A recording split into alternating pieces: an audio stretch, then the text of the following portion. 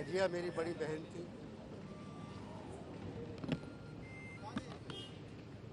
मगर शायद ही कोई इस मुल्क में ऐसा आदमी हो जिसकी वो माँ नहीं।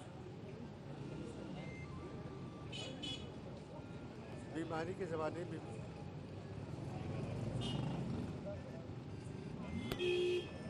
अस्पताल में थी, मगर किसी के साथ चली गई कि बच्चे का दाखिला करवा।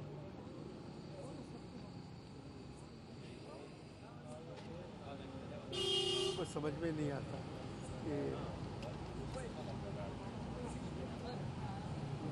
क्या कहे आदमी। जो नुकसान हुआ है मुझको, मेरे घर वालों को, वो तो पूरा नहीं होगा। कल आपको रेक्टर की कॉन्फ्रेंस में दिल्ली जाना था, पूरा हिंदुस्तान आपका इंतज़ार कर रहा है वहाँ, तो अब ये सानिया हो गया, आपको ज़रा आपा को दिल्ली जाना था। जी, मुझको कल दिल्ली जाना था, वहाँ उर्दू कॉन्फ्रेंस है। मैं और जहरा आपा पहली बार जा रहे थे आप? हम दोनों को दिल नहीं चाह रहा था, समझ में नहीं आ रहा था कैसे जाएं। अगर ये सानिया हो गया, भजिया ने पीटीवी के लिए अपनी ज़िंदगी वक्फ कर दी थी।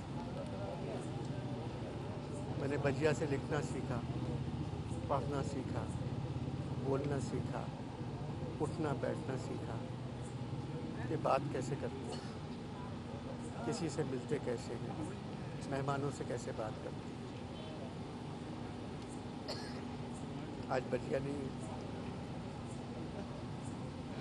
वो रहेंगी ना जब तक तहजीब मगर रहेगी, जब तक ज़बान रहेगी। उर्दू ज़बान है,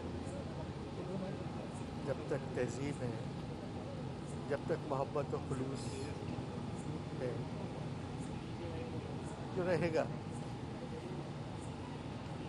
भजिया भी रहेगी। कल 1 बजे हम उन्हें खुदाफिज कहेंगे इसी घर से।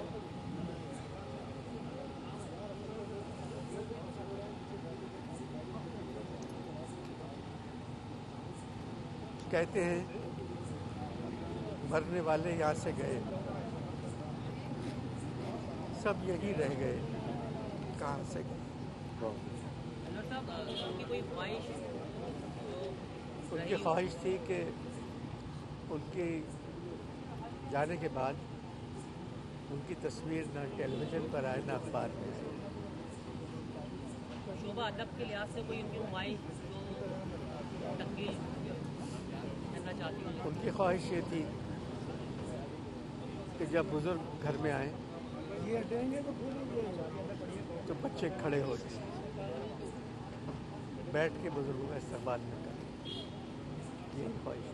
तकसीम का डिफेंस में होगी, हिजरी में 1 बजे नमाज इसी घर पे होगी और यहीं से हम उनको ले जाएंगे।